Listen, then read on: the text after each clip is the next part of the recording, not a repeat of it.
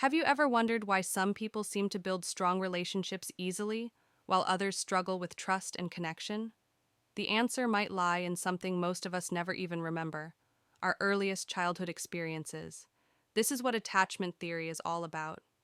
It suggests that the kind of emotional bond we form with our primary caregiver in the first few years of life literally shapes how we relate to the world. If a child grows up feeling safe, loved, and emotionally supported, their brain is wired to see the world as a safe place. They become curious, confident, and comfortable forming close bonds. But if that emotional support is inconsistent or missing, the child may grow up feeling insecure, anxious, or even emotionally distant.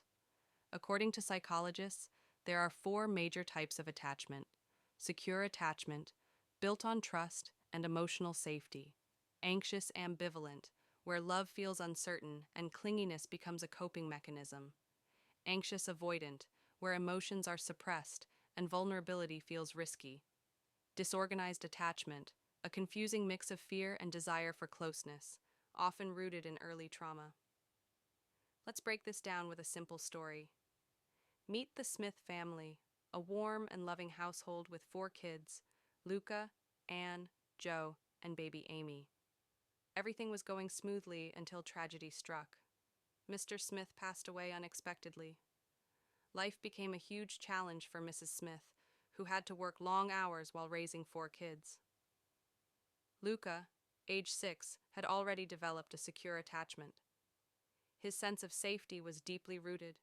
Even with the changes, he remained emotionally stable and grew into a confident young man.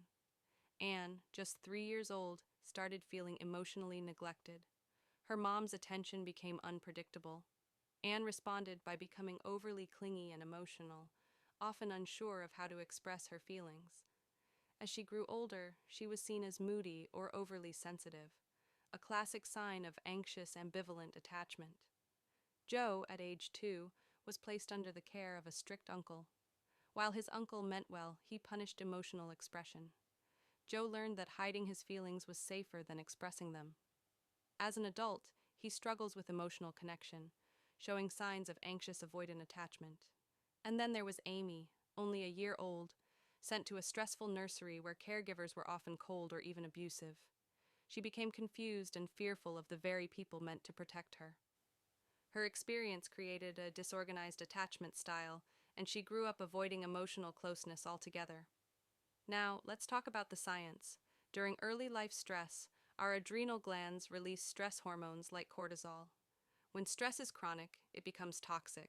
It disrupts brain development, weakens the immune system, and can even alter the way our genes express themselves for life. This is why early relationships matter so much. In fact, studies show that by age 3, researchers could already predict with 77% accuracy whether a child would drop out of high school. Another long-term study from Harvard found that people who reported distant relationships with their mothers had far higher rates of serious health problems decades later. But here's the hopeful part: attachment styles aren't permanent.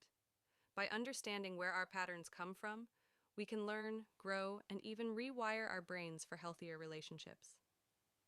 As Bowlby, the pioneer of attachment theory, once said, "What cannot be communicated to the mother cannot be communicated to the self."